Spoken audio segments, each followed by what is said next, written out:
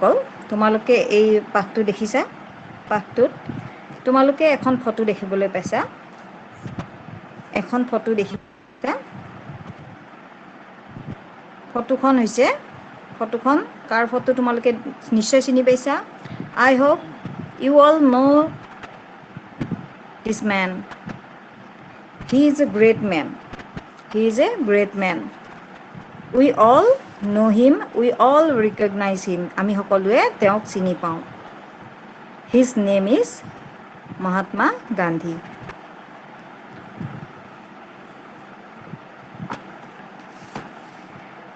now we are going to read the lesson loudly আমি এবাৰ লেসনটো পঢ়িম তাৰ পাছত ইয়াৰ অৰ্থ বুজিবলৈ চেষ্টা কৰিম Mahatma Gandhi Mohandas Karamchand Gandhi was born on October 2, 1869. He was a barrister. Then the British ruled our country. Many people fought against the British. They were patriots. They wanted to make India free from British rule. Gandhi led a movement against the British. It was a movement of non-cooperation with the British. There were no army, no weapons. The movement was peaceful. Gandhi was a great leader. M.K. Gandhi was very honest and truthful. He lived a very simple life. He wanted unity of all the Indians. He worked for the poor. People called him Mahatma. At last, India became independent on August 15, 1947. But Mahatma became sad because India was divided into two countries, India and Pakistan. Mahatma Gandhi was killed on January 30, 1948. All Indians became sad at his death. People loved Mahatma. So, lesson 2 Mahatma Gandhi বিষয়ে ধুনীয়াকে ছুটিকে এটা কি পৰিচয় এটা দিয়া গৈছে মই অসমীয়াখিনি বুজাই গৈছো চাবা মোহনদাস কৰমচাঁদ গান্ধী এই নামটো তোমালোকে ধুনীয়াকে মনত ৰাখিবা এই নামটো হৈছে মোহনদাস কৰমচাঁদ গান্ধী হৈছে মহাত্মা গান্ধীৰ সম্পূৰ্ণ নাম বানানে হেতি ধুনীয়াকে মনত ৰাখিবা মোহনদাস কৰমচাঁদ গান্ধী আমি সকলোৱে প্ৰায়ে জানোৱে গতিকে এইটো মনত ৰাখিবা Mohandas Karamchand Gandhi was born on October 2, 1869. 1869 চনত 2 অক্টোবৰ তাৰিখে মহাত্মা গান্ধীৰ জন্ম হৈছিল আমি 2 অক্টোবৰটো এতিয়াও কি হিচাপে পালন কৰোঁ গান্ধী জয়ন্তী হিচাপে আমি 2 অক্টোবৰটো গান্ধী জয়ন্তী হিচাপে পালন কৰোঁ আমি 2 অক্টোবৰটো গান্ধী জয়ন্তী অৰ্থাৎ গান্ধীজীৰ জন্ম হৈছিল সেইকাৰণে এইটো গান্ধী জয়ন্তী বুলি পালন কৰোঁ 2 অক্টোবৰটো হি ওয়াজ এ ব্যাৰিস্টাৰ ইয়াতে এতিয়া চোৱা হি ওয়াজ এ ব্যাৰিস্টাৰ হি মানে কাৰ কথা কৈছে মহাত্মা গান্ধীৰ কথা কৈছে কি আছিল তেওঁ এজন ব্যাৰিস্টাৰ আছিল ব্যাৰিস্টাৰ মানে হৈছে উকিল ব্যাৰিস্টাৰ উকিল মানেতো জানাই যিবিলাকে কোৰ্টত গৈ কেছবিলাক জিকাত সহায় কৰি দিয়ে সেইসকলক উকিল বুলি কোৱা হয় গতিকে ব্যাৰিস্টাৰ মানে উকিল মনত ৰাখিবা নেক্সটটো তাৰপিছত many people fought against the British এটা লাইন থাকি গৈছে then the British ruled our country সেই সময়ত যেতিয়া মহাত্মা গান্ধীৰ জন্ম হৈছিল তেতিয়া ব্ৰিটিছসকলে আমাৰ দেশখন শাসন কৰিছিল দেন মানে তেতিয়া দেন মানে তেতিয়া মনত ৰাখিবা তেতিয়া সেই সময়ত তাৰমানে দেন দা ব্ৰিটিছ বুলি কাৰ কথা কৈছে ইংৰাজসকলৰ কথা কৈছে ব্ৰিটিছ মানে হৈছে ইংৰাজসকল ruled our country ruled মানে মনত ৰাখিবা ruled RULED ruled মানে শাসন কৰিছিল এনে ৰুল মানে শাসন হয় কিন্তু যেতিয়া পাষ্ট টেন্সত এইটো অতীত কালত 1869 চনৰ কথা অতীত কালৰ কথা সেইকাৰণে শাসন কৰিছিল বুলি কৈছে গতিকে এইটো হৈছে ৰুলড মানে শাসন কৰিছিল কোনে কৰিছিল ব্ৰিটিছসকলে কাক কৰিছিল আমাৰ দেশখন কান্ট্ৰি মানে দেশ, মনত ৰাখিবা, কাণ্ট্ৰি মানে দেশ। তাৰপাছত many people fought against the British, বহুত মানুহে কি কৰিছিল, ব্ৰিটিছৰ বিপক্ষে যুঁজিছিল। মেনি পিপল, মেনি মানে বহুত, পিপল মানে মানুহ, ফট হৈছে ফাইট, আমিতো ফাইট মানে জানোৱেই, FIGHT, ফাইট মানে যুদ্ধ কৰা বা যুঁজা, হা, যুদ্ধ কৰা বা যুঁজা। তাৰ যিটো পাষ্ট টেন্স, এই লেচনটো তোমালোকে মনত ৰাখিবা, সকলো পাষ্ট টেন্সত আছে, যিহেতু মহাত্মা গান্ধী এতিয়া বৰ্তমান নাই, তেখেতৰ জন্মৰ পৰা মৃত্যুৰ সময়লৈ কিছুমান ঘটনা ইয়াতে কৈছে, সেইটো পাষ্ট টেন্স। পাষ্ট টেন্স মানে অতীতত সকলো ঘটনা এয়া অতীত কালৰ, সেইকাৰণে আমি যিবিলাক শব্দ ভাৰ্ব পাইছোঁ বা কাৰ্য পাইছোঁ বা ক্ৰিয়া পাইছোঁ, সেইবোৰ সকলো অতীত কালত লিখা হৈছে। এতিয়া ফাইট মানে যুঁজা, এইটোক কি বুলি কোৱা হৈছে, ফট বুলি কোৱা হৈছে। ফাইটৰ পাষ্ট টেন্স হৈছে ফট, FAUGHT। Many people fought against মানে হৈছে বিপক্ষে বা বিৰুদ্ধে, দ্য ব্ৰিটিছৰ বিপক্ষে বহুত মানুহে যুঁজিছিল বা যুদ্ধ কৰিছিল। দে ৱেৰ পেট্ৰিয়ট, যিবিলাকে আমাৰ দেশখন স্বাধীন কৰিবৰ কাৰণে বা ব্ৰিটিছৰ পৰা কাঢ়ি আনিব চেষ্টা কৰিছিল, সেইসকলকে পেট্ৰিয়ট, দেশপ্ৰেমিক, পেট্ৰিয়ট মানে দেশখনক যোনে ভাল পায় তাক কোৱা হয় দেশপ্ৰেমিক, আৰু ইংৰাজীত কোৱা হয় পেট্ৰিয়ট, দেশপ্ৰেমিক। They were patriot, they wanted to make India free from the British rule, তেওঁলোকে দেশপ্ৰেমিকসকলে কি কৰিছিল, কি ইচ্ছা কৰিছিল, ৱান্টেড মানে বিচাৰিছিল, টু মেক ইণ্ডিয়াক, ভাৰতক বনাবলৈ বিচাৰিছিল, কি, ফ্ৰী মানে স্বাধীন বনাবলৈ বিচাৰিছিল, কাৰ পৰা, ফ্ৰম দ্য ব্ৰিটিছ ৰুল মানে ব্ৰিটিছ শাসনৰ পৰা স্বাধীন কৰিব চেষ্টা কৰিছিল, ব্ৰিটিছৰ শাসনৰ পৰা। এতিয়া ৰুল শব্দটো পালা আকৌ, ৰুল মানে এইবাৰ শাসন বুজাইছে, শাসন কাৰ্যটোক বুজাইছে, শাসন কাৰ্য, গতিকে ৰুল মানে শাসন। Gandhi led a movement against the British, গান্ধীৰ কথা কৈছে, আকৌ এটা শব্দ দিছে লেড, লেড মানে হৈছে যিটো LEAD, লিডৰ পাষ্ট টেন্স, লিড মানে নেতৃত্ব কৰা বা গুৰি ধৰা, আগবাঢ়ি যোনজন যায় কোনোবা এটা দলৰ আগত, তেওঁকে কোৱা হয় লিডাৰ। গতিকে লিডাৰজনে যিটো কাৰ্য কৰে সেইটো হৈছে লিড কৰা। গতিকে লিডৰ পাষ্ট টেন্স ইয়াতে কি দিছে, লিডৰ পাষ্ট টেন্সটো হৈছে লেড, মনত ৰাখিবা। নেতৃত্ব দিছিল, কোনে দিছিল, মহাত্মা গান্ধীয়ে।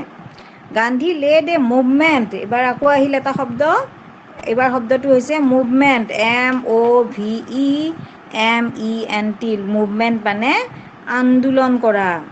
তোমালোকেতো আজিকালিৰ যুগত দেখিছাই, যথেষ্ট আন্দোলন হৈ থাকে, কিবা প্ৰতিবাদ কৰে, সেইটোৱে হৈছে আন্দোলন বিভিন্ন ধৰণেৰে কৰি, আমি চাম মহাত্মা গান্ধীয়েনো কেনেকৈ আন্দোলন কৰিছিল। Gandhi led a movement against the ব্ৰিটিছৰ বিপক্ষে এটা আন্দোলন কৰিছিল।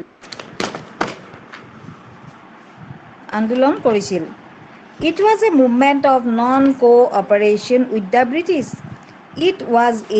আকৌ ইয়াতে কি পাইছোঁ আমি, ৱাজ মানে আছিল, কিহৰ পাষ্ট টেন্স, ইজৰ পাষ্ট টেন্স, ইজ মানে হয়, এতিয়া বৰ্তমানৰ কাৰ্যটো, হয়টো হ'লে বৰ্তমান হ'লে ইজ, আৰু অতীত হ'লে ৱাজ, আছিল।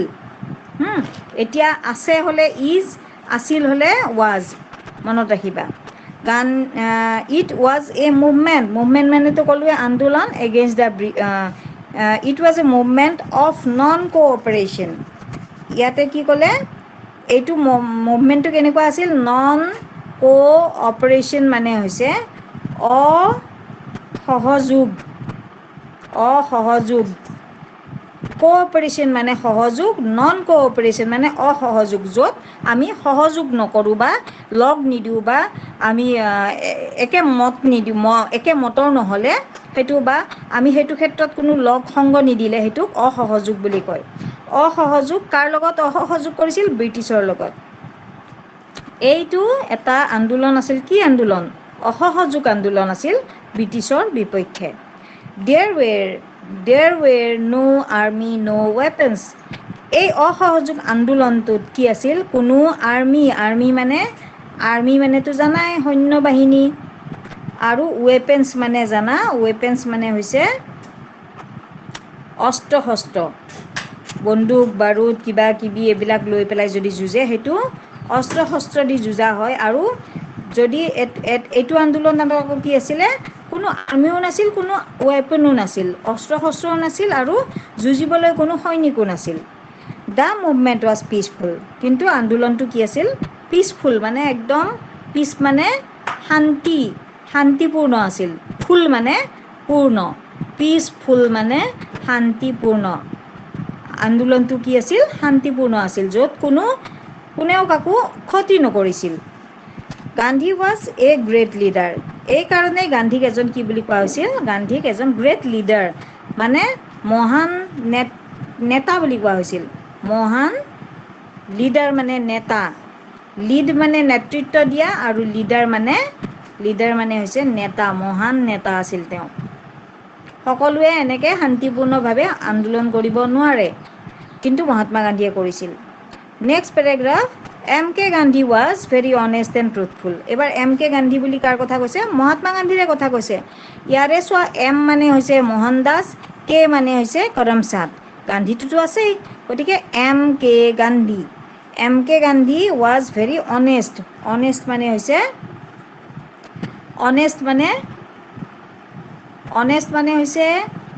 সৎ, কোনো বেয়া কাম নকৰা ভাল মানুহবিলাকক সৎ বুলি কয়, সৎ। আৰু ট্ৰুথফুল মানে ট্ৰুথ মানে হৈছে সত্য, ট্ৰুথফুল মানে সত্যবাদী, তেওঁ আছিল খুব সৎ আৰু সত্যবাদী, অনেষ্ট আৰু ট্ৰুথফুল। এতিয়া চোৱা, he lived very simple life, সি মানে কাৰ কথা কৈছে গম পাইছে, লিভড, LIVED, লিভটো হৈছে liver past tense, LIVE, live মানে বাস কৰা, লিভড মানে বাস কৰিছিল মানে বা জীয়াই আছিলে, ইয়াতে আচলতে বাস কৰাটো বুজোৱা নাই, ইয়াতে লিভটোৱে কি বুজাইছে, জীৱন যাপন কৰা বুজাইছে। হি লিভড তেওঁ কেনেকুৱা জীৱন যাপন কৰিছিল, চিম্পল লাইফ, খুব সাধাৰণ জীৱন। তেওঁ এজন বেৰিষ্টাৰ আছিল, তথাপিতো তেওঁ এটা খুব সাধাৰণ জীৱন যাপন কৰিছিল, মানে সেনেকৈ আৰু সাধাৰণভাৱে। He wanted unity of all the Indians, তেওঁ কি বিচাৰিছিল, ভাৰতীয়সকলৰ মিলা প্ৰীতি, একতা বিচাৰিছিল। হি ৱান্টেড মানে বিচাৰিছিল, ইউনিটি মানে একতা, য'ত সকলো এক হৈ থাকে, সেইটো হৈছে একতা। গতিকে তেওঁ কি বিচাৰিছিল, একতা বিচাৰিছিল, কাৰ, ভাৰতীয়সকলৰ। হি ৱৰ্কড ফৰ দ্য প'ৰ, ইয়াতে আকৌ দিছে ৱৰ্কড, WROKED, ৱৰ্কড হৈছে ৱৰ্কৰ পাষ্ট টেন্স, ৱৰ্ক মানে কাম, ৱৰ্কড মানে কাম, আৰু তেওঁ কাম কৰিছিল কাৰ কাৰণে, ফৰ দ্য প'ৰ মানে দুখীয়াসকলৰ হৈ তেওঁ কাম কৰিছিল, প'ৰ মানে দুখীয়া। পিপল কল্ড হিম মহাত্মা, মানুহে তেওঁক কি বুলি মাতিছিল, মহাত্মা বুলি মাতিছিল। কল্ড মানে কলৰ পাষ্ট টেন্স, CALL, কলৰ পাষ্ট টেন্স কল্ড মানে মাতিছিল, চব অতীতকালৰ বাক্য, সেইকাৰণে ইয়াতে পাষ্ট টেন্স ব্যৱহাৰ কৰা হৈছে।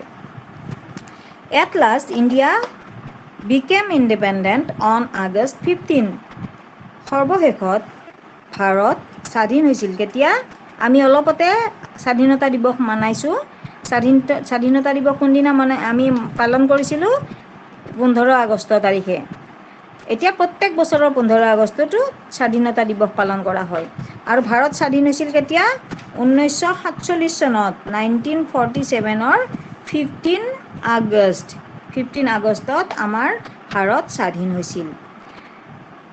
বাট মহাত্মা বিকাম ছেড, কিন্তু স্বাধীন হোৱাৰ কাৰণে মহাত্মা ইমান যুঁজি, ইমান কষ্ট কৰি ভাৰতখন স্বাধীন কৰিলে, কিন্তু তেওঁ দুখ হ'ল, কিহৰ কাৰণে দুখী হ'ল, because India was divided into 2 countries, আমাৰ ভাৰতখন আগতে বহুত ডাঙৰ আছিল, যেতিয়া ভাৰতখন স্বাধীন হোৱাৰ পাছত ভাৰতখন দুভাগত বিভক্ত হ'ল, গোটেই ভাৰতখন কি হ'ল, এনেকৈ দুভাগত বিভক্ত হ'ল, এফালে হ'ল পাকিস্তান, এফালে হ'ল ইণ্ডিয়া, যাক আমি হিন্দুস্তান বুলিও জানো।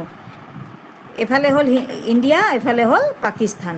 গতিকে যেতিয়া ইমান কষ্ট কৰি ভাৰতখন স্বাধীন কৰিলে, কিন্তু ভাৰতখন দুভাগ হৈ থাকিল। সেইকাৰণে মহাত্মা গান্ধীৰ দুখ লাগিছিল।